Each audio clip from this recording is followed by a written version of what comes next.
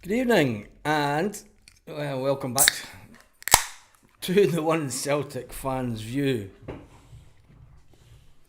It's hot out there. Good evening and welcome back to the channel. Tonight, the Celtic Fans Collective have put out their statement for tomorrow's game.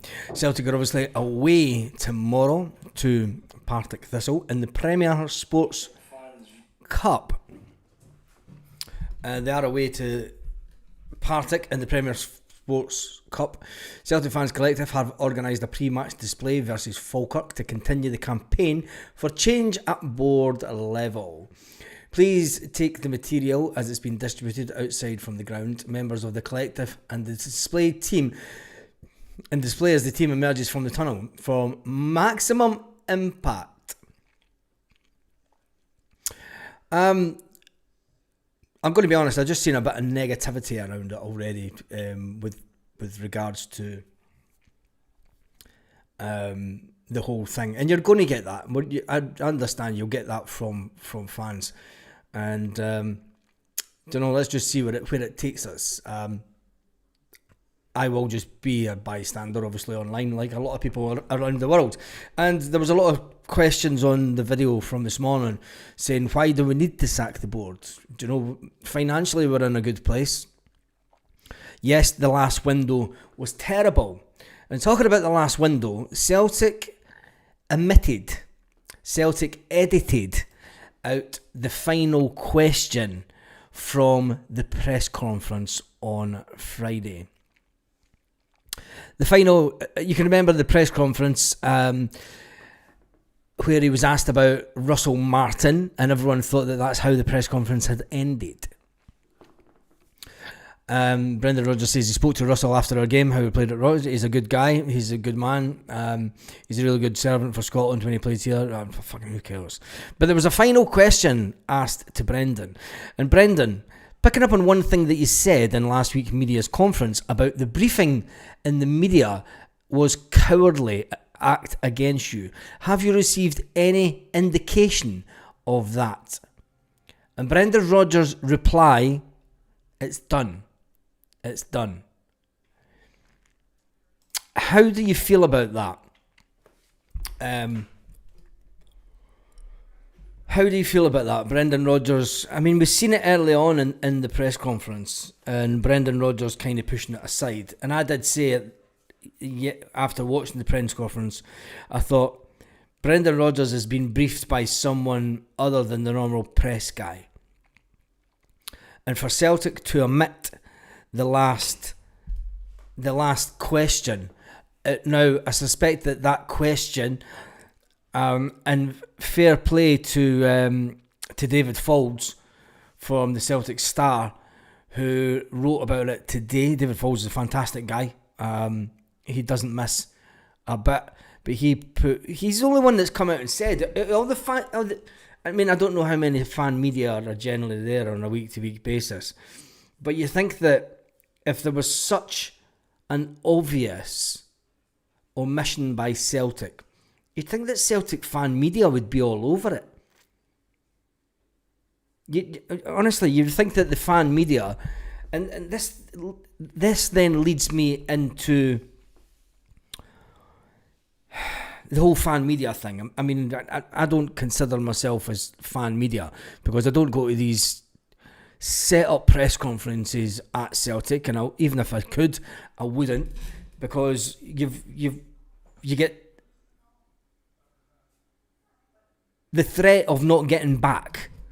And as far as I'm concerned, Celtic putting threats on anyone to not be able to talk about what's really going on at the club, I think is a bit bizarre that no one... I mean, maybe there has been other people that I've not seen, but all I've seen so far is David Falls of the Celtic Star coming out with the fact that there was a final question in the press conference, and it was completely omitted. It was wiped out on the Celtic YouTube channel, and Celtic put out the press conferences so that they know that the correct information is going out. And this is why Celtic wanted no phones You're not allowed to record it. When you go into Celtic fan media, you're not allowed to record the interview. You can take audio for your own notes, but you're not allowed to record it. And you have to use any footage as to go through Celtic, and it has to be passed by Celtic. That's all about control. And it then infuriates the fan even more, of the ones that are of the view that the fucking board need to go. And it doesn't help the board in any way. Omitting that question from the press conference shows what Celtic are all about. Now, whilst we were all on a high yesterday, a lot of us on the back of the Friday, on the back of the financials last night, and as good as they were, I do think that it's... And for Brendan Rodgers to just come out and say, I mean, David Falls says that his exact words was, it's done. That doesn't give you confidence. And here's the final question, David writes. Here's the final question that was cut from the media conference video released by Celtic. Brendan, picking up on one thing you said last week, in last week's media conference, about the briefing in the media was cowardly act against you. Have you received any indication of that? Now, you remember that Brendan Rodgers was having a conversation with Michael Nicholson straight after that interview, and there'd been a complete change of heart of Brendan this week, he's the person that's to sort of smooth over what's going on with the board. Do you know, he's the middleman now. He's the go-between. He's the lackey. Has Brendan Rodgers turned into a yes man? Joseph Davis says, we all know who the culprit was, Pedro. Big Rab says, he said this a few days ago, something going on in the Brewing Ground, we wouldn't find on, but boom. Yeah, and I'm going to be honest, I'm disappointed in Brendan. Just when you think that Brendan's got the balls to stand up and stick out, I just think that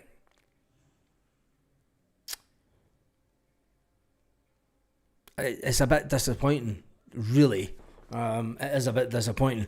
Anyway, other than that, there was a little bit of good news today. And other Celtic news, I don't think that I've got the screenshot up yet. Let me just put it on this one. Just 2 seconds till I upload this, because there's been a change in the SPFL. I haven't even got it. Jesus, where is it? Anyway, Rangers are 11th in the league. That was a bit of good news. JJ, we all know the team will improve, we'll have more success. That won't dampen my desire for real change. Not one but #sack. Thank you for the super chat, Steve, for the JGI. Yeah, and it is. I can see where.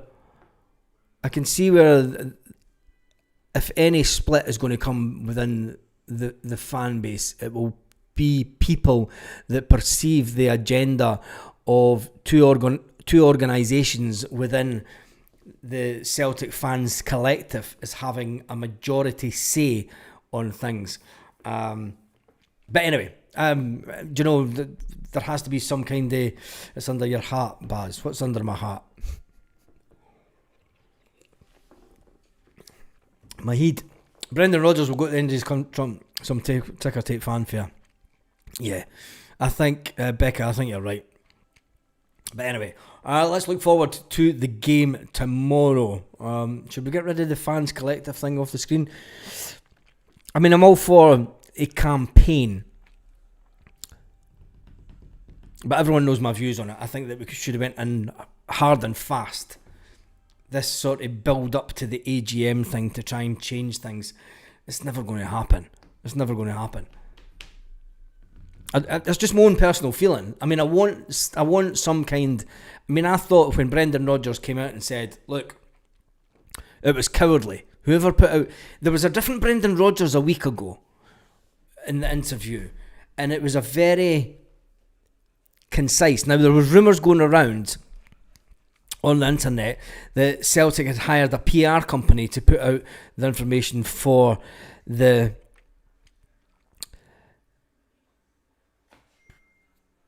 financials. And I did say that there's nothing... A PR company can't change the financials. They can't butter them, or they can't calm them down. They know they can only... The only thing that they can come in and help write would be the statement. Now, maybe a PR company did come in and do Michael Nicholson's bit. And Michael Nicholson saying, yeah, it was our fault. You know, we put our hands up, it was our fault. Maybe it was the PR company that suggested doing that. But I think that at the exact same time, the PR company has also been talking with Brendan Rodgers. And there's a collective within Celtic to keep the status quo. Now, it's hard to argue against a company that's doing so fantastically well. And yes, they've admitted that they didn't act quick enough. You know, they didn't get PR. But hire a PR company really mean they subscribe to ChatGPT Premium.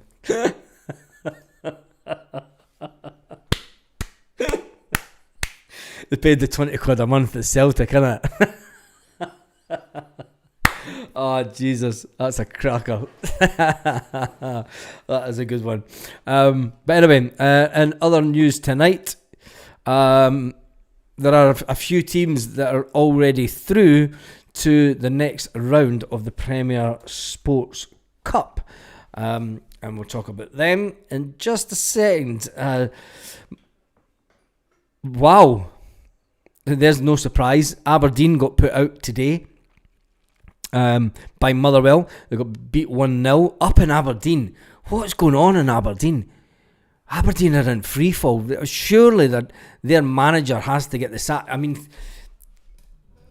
I know that Rangers are in a terrible position, but surely Aberdeen have to.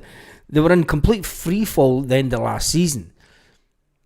I mean, I never like to see managers get sacked, but for pushing Celtic so far as they did last season in the league, Celtic annihilated them at Hampden and then they just went crashing down. To get beat by Motherwell at home in the Cup today, you're thinking, surely has to be calling time. The game yesterday, Kilmarnock St Mirren, that ended 2-2. That went to penalties. There's no extra time, it just goes straight to penalties, I think. And or was it? I've no idea. But that ended up St Mirren won 5-3 on penalties. Fair play to St Mirren. I mean, they're having a right old go this season. And there's a game live in the Premier Sports Cup just now. And so the first team that went through to get through to Hampden was St Mirren. Motherwell followed them into the next round of the Cup.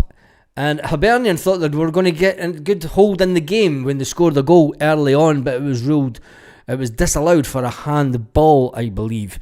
And Rangers are currently winning 2-0. That's alright, because they're 11th in the league, and it saves Martin and his job.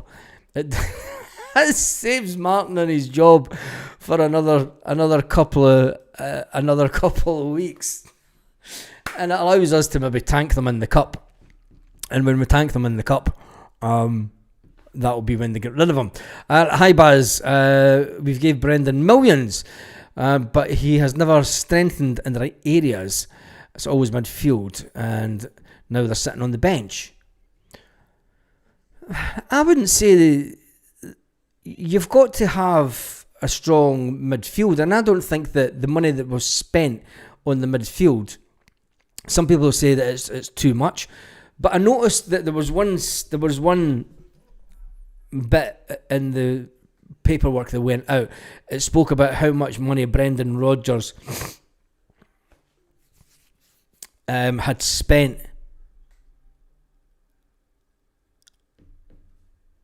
how much he's spent since he came back to Celtic.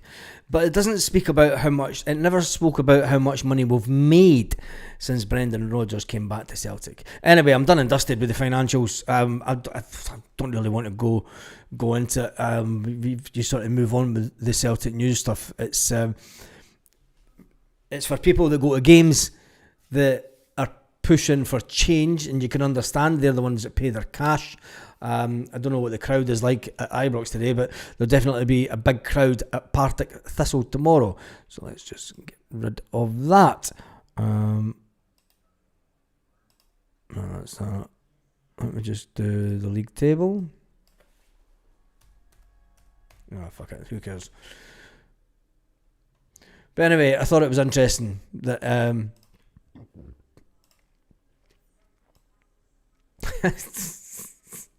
Jesus, I got a fright there. But shit myself, I thought I got a super chat for a hun. Anyway, anyone think that Seb looks like spitting a dab at Henke's boy? A couple of folk have said that. Baz, have you read the article by Preacher's Son's article about Brendan Rodgers? He's hinting that the hatchet job in the Sun was orchestrated by Brendan Rodgers. Nah.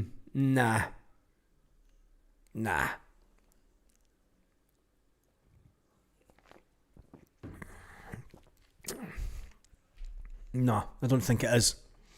Because then, if it was orchestrated by Brendan, and he was then to come out and say it was cowardly, the journalist in question, if the powers that be really did want to get rid of Brendan, they would put pressure on the powers that be within that organisation to release the name of the leak. And if it was Brendan, Celtic PLC would they would go hell for leather at that. Eddie, thanks for that. Just update me. They would go hell for leather in the fact that if it was Brendan that released it and they found out, because let's face it, Peter Lawwell's got his ways of finding out stuff within the media. And if it was Brendan, they would find it out quite easily. Now, I think what's really went on in the background is there's been some sooking up Brendan's arse going on. We've got 6,000 for the game tomorrow, 6,000 tickets. And for Brendan Rodgers to come out and say, it's done, when he's talking about the questions from last week, means that there has to have been some kind of an apology. There has to be of some kind of, obviously, communication between Brendan and the power brokers at Celtic, and there's maybe been some, look, we'll make this right. Let's make this right. And maybe that's how the Raheem Sterling thing has come about. Because Brendan's went, right, do you know what? I want to make sure that we win.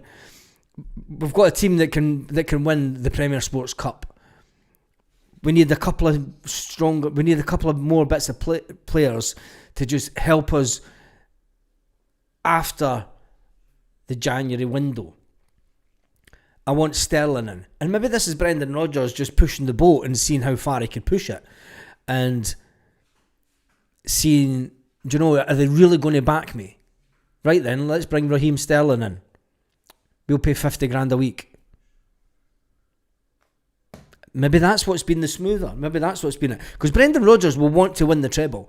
I still say that Brendan Rodgers will be 100% want to win the treble. And I think that there's maybe been conversations of, right, who do you want at the next window? Tell us the names and we get them straight in. No fucking about. Joseph says that Brendan Rodgers sounded socky the way he spoke to the TV chat. The way he had it, Baz. We're out of the Champions League. Yeah, we are out of the Champions League. Duncan says, we need to stop all this. Let's get on with football. Sick of it all. Duncan, Do you have a season ticket? Do you go to games? I don't mean this in a cheeky way. I'm trying to get a feel for.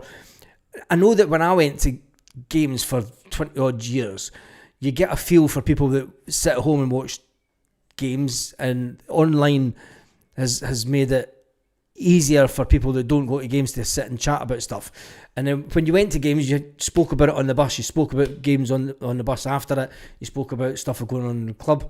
And I'm just trying to get a feel now for the connection to people that go to games. That, I mean, I've asked people that go to games that are against the Celtic collective. I'm now trying to get a feel for people that don't go to games, and what side of the defence are they on? That's all I'm trying to do. So yeah, go and tell me in the comments. Just why you're sick of it.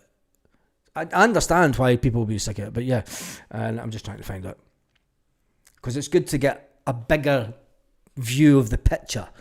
Because when you go online and say you go onto Twitter and you join the Celtic collective, the narrative then becomes very polarised in what you see.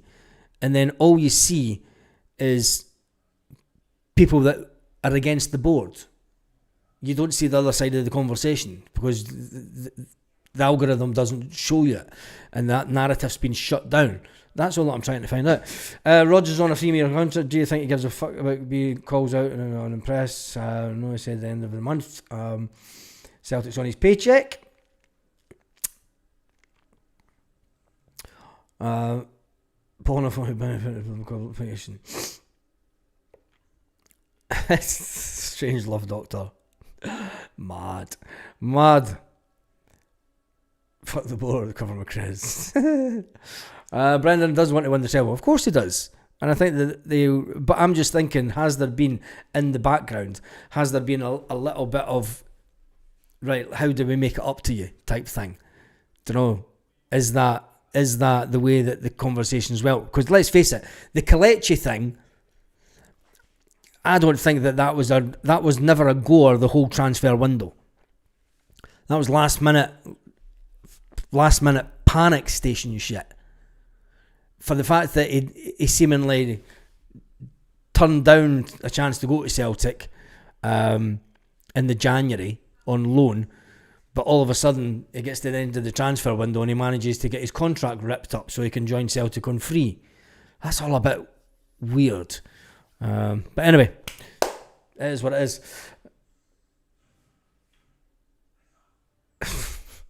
Sligo boy. You still asking folk age, sex and location on the chat? I seen that. Yeah, dog. Claire says, it's the whole Jimmy Sanson scenario, yapping away. Were you at the game today? No. Ultimately, maximum 6,000 fans can attend games. Celtic have millions of fans. They have a million. I wouldn't say millions. The stats don't lie, unfortunately.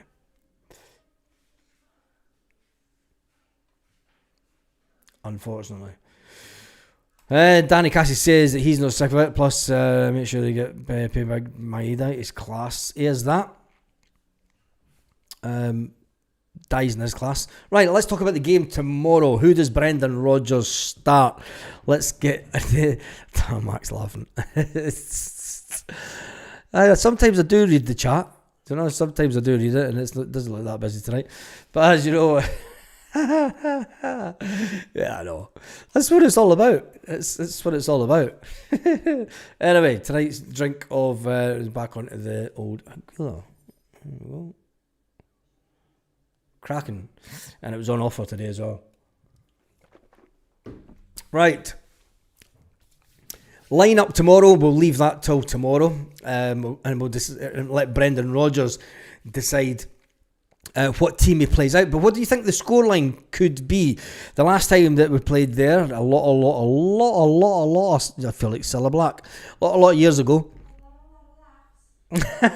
Cilla Black in the background.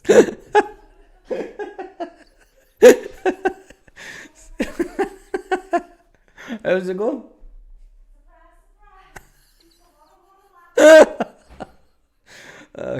Jesus, surprise. Oh, it's a surprise, all right. But anyway, what do you think the scoreline will be tomorrow? I'm going to go for...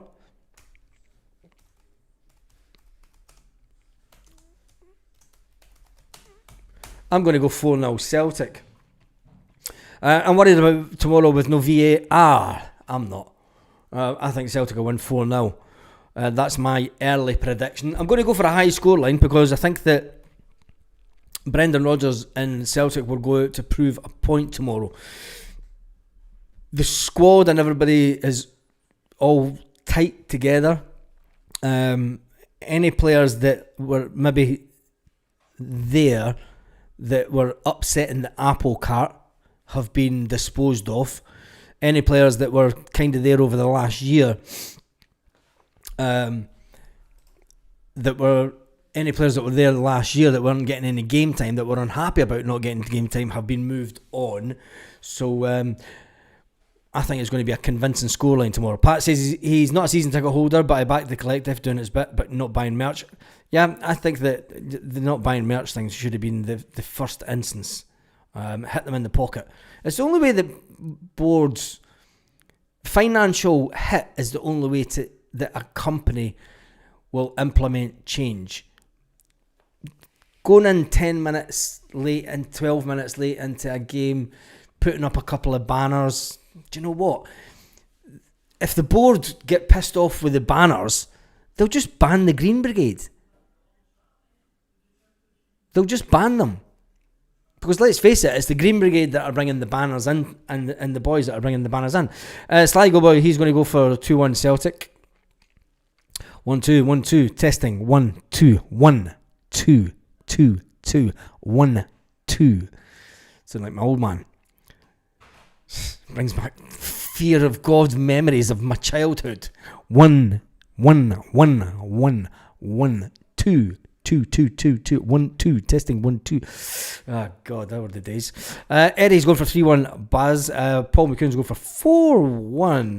4-1. Pork Chop Express is having a huge doobie. I'm going to put it up. So it's I like a home game for us.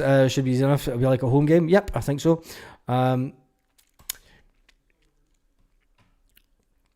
Big Danny, he reckons it'll be the same. Fennel reckons 3-1 Celtic. Starting 11 should be Douglas.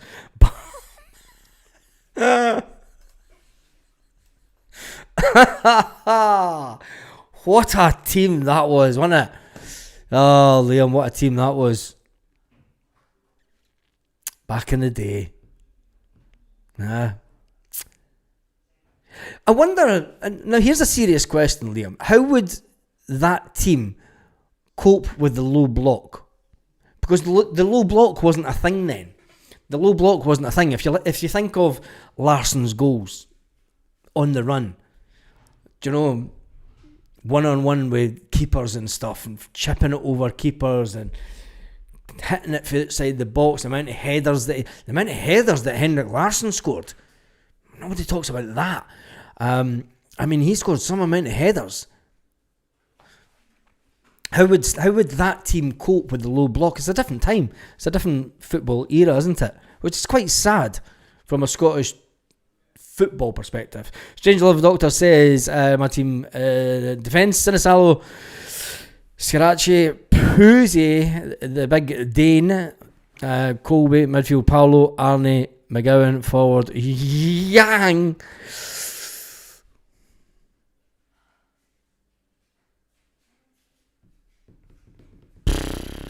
That's some team. Edwards go for 6-0. Partick will play in 10 in defence. It's going to be 2-0 tomorrow. Yeah, more than likely. It's a cup game. They've nothing to lose. Don't know, and I hope that it never. Maybe I've got fanciful memories of the way that we used to play football at Fir Park and the way that football was played. If Mark Wilson goes all defensive and goes this modern manager fucking low block pish, I'm disgusted in him.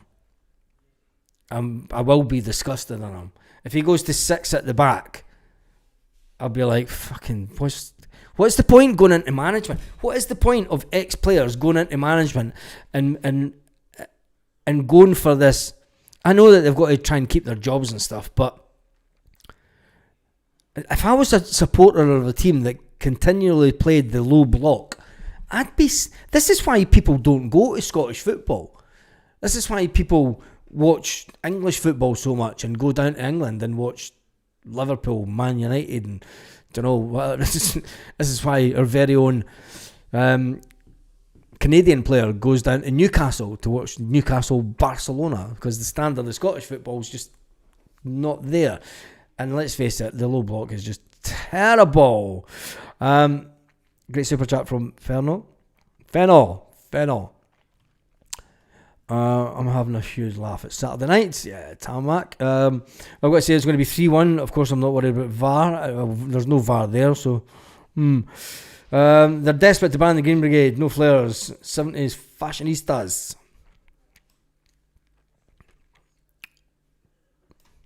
Well, they are on warnings. And not just for European football, but also Scottish football.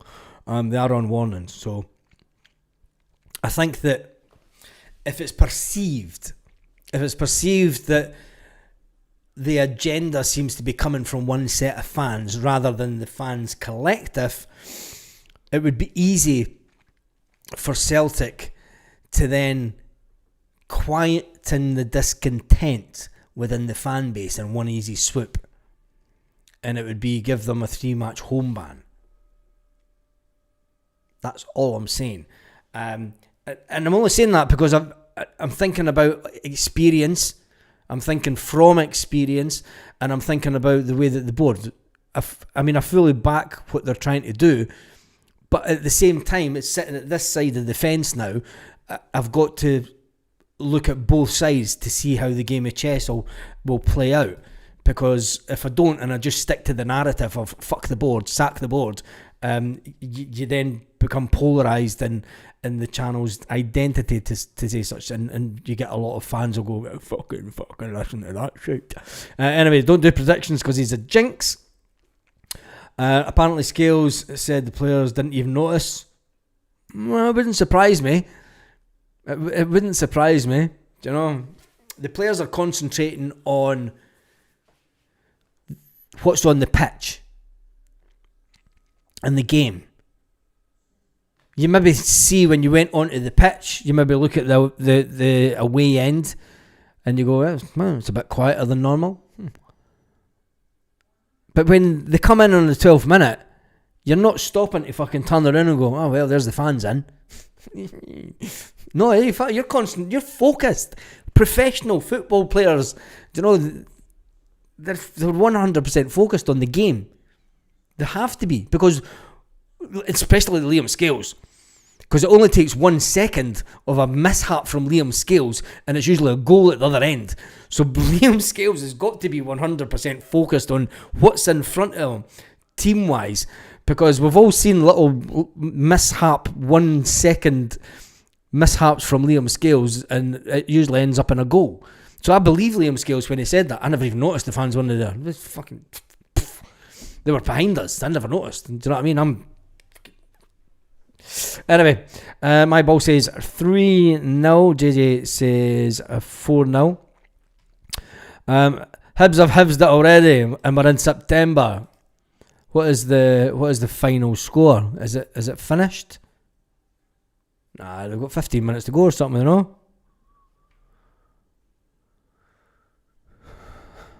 I was going to try and do a hackathon. I've got one of their channels up, but it looks like they're winning, but who cares?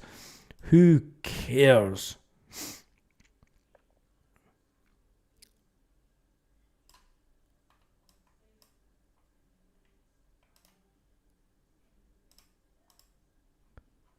Let's get rid of that. Let me just check this.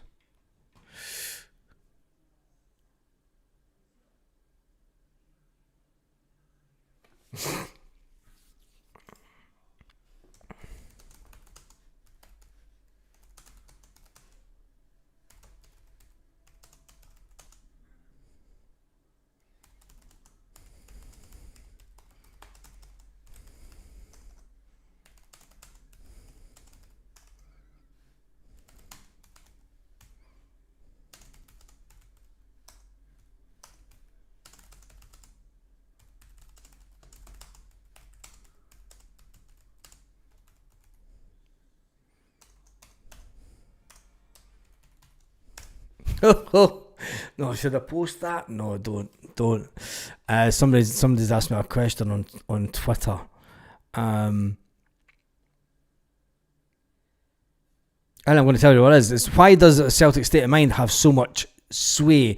There's a few guys with a podcast who, like most fans, spout sense from time to time. Talking about the fans collective. And this is someone that's agendas will be pushed from those who are divisive. The Green Brigade and the North Curve, and the boys will push for their Celtic end. Yet the majority of fans that'll be impacted appear to have no representation as a cardboard that excludes the majority.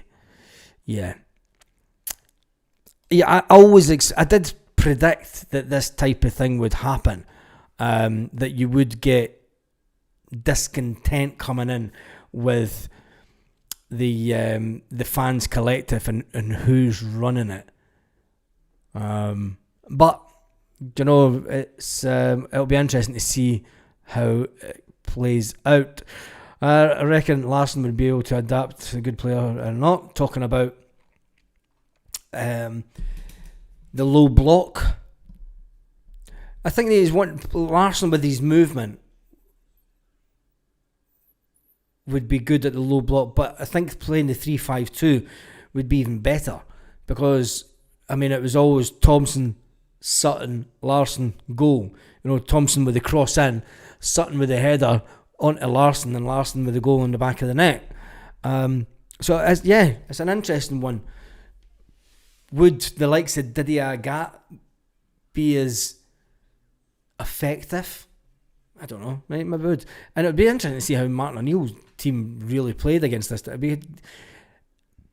think we know how Martin O'Neill would go with it, because Martin O'Neill asked Brendan Rodgers live on telly, "Why do you keep returning the ball back?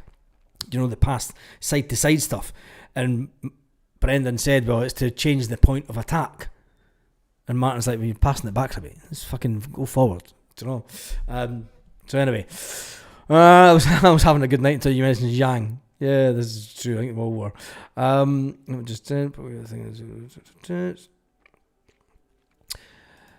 Bass, what cracks me up is we complain about having all these expensive players on the bench. I don't. I think it's a great thing. But yeah, there's a lot of fans to do. But if you looked at the bench, there's nobody who could come on and make a difference. We would go nuts. Yes, exactly. If we didn't have a bench of players, I mean, there's some big. I mean, there's a player that Celtic are trying to get in, Raheem Sterling, that's on 300 grand a week and can't get on the bench. He's on 300, but you don't see his team's fans going absolutely ballistic and absolutely mental about it and having complete fucking 300 grand and he can't even get a fucking seat on the bench, man. What the fucking disgrace. Fucking call for the manager seat. You don't get that, do you? It's just accepted. It's accepted. If he's on 300 grand a week, fair play to him. The manager doesn't fancy him, so be it. There's obviously someone playing that is in form or better. But you're right. You can't win. And I think this is a mindset more than anything. It's a mindset of Scottish football, and it's a mindset of, you know, other teams, what they spend. It shouldn't enter into the ether of anything to do with Celtic, what other teams spend, and the cost of the player. Like, I mean, I said last season, it wouldn't be surprised, and it was maybe fanciful, but I said, if Celtic go out and bring in 4 players at between 8 and 12 million each, it then puts the valuation of the team up. And it could have been the case that Celtic could have had a squad of players that were all bought for a minimum of between £6 million and upwards. So when do you then start saying, "Oh, he's cost too much, he's cost too much"? I just think it's the whole mindset and I think do you know what it is? It goes back to the Tory Andrew flow, £12 million flop. And that's the mindset that holds back Scottish football, because a long time ago, a team that went bust, liquidated and died, spent £12 million on a player and he was absolute rubbish. And we've done something. He's only a young player. He's only 21-year-old. I mean, Arne Engels is only 20. Let's not forget about that. He's only 21. If we keep Arne Engels for 10 years, that £11 million could be a drop in the ocean come inflation in 10 years' time. And not that he'll stay for 10 years, but, do you know, it is. Can't he have flares without Patsy shoes and Big Rab's going for Sinisalo, Donovan Murray, Scales, Sarah, Bernardo Engels, Benji, Kalechi Tanuki. Yeah, could be.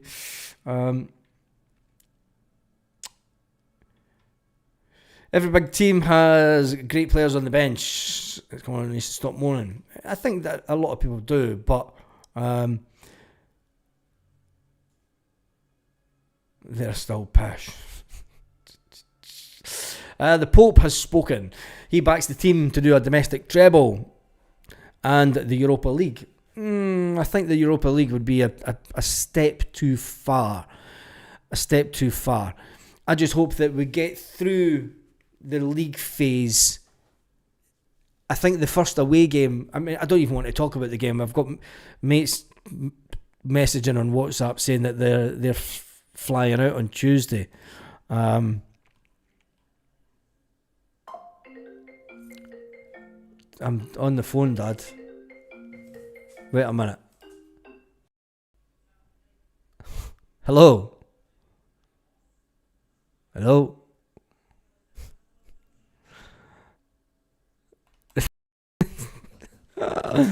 Oh, my old man's nuts.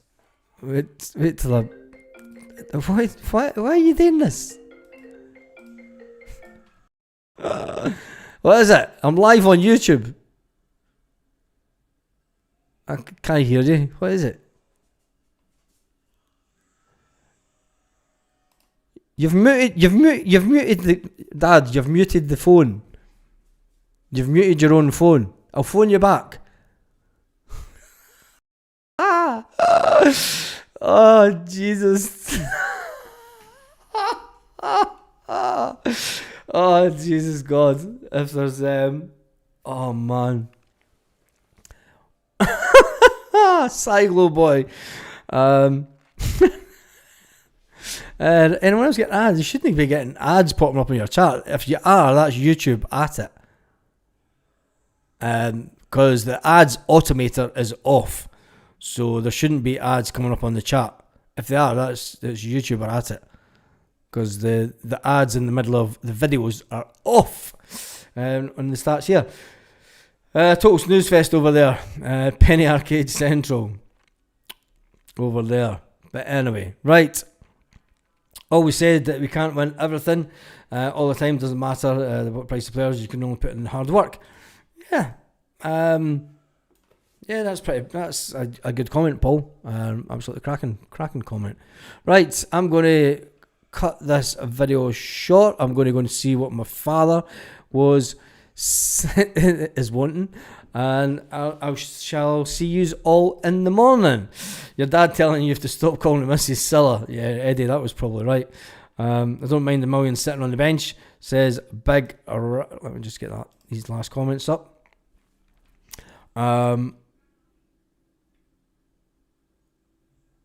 YouTube must have changed something then.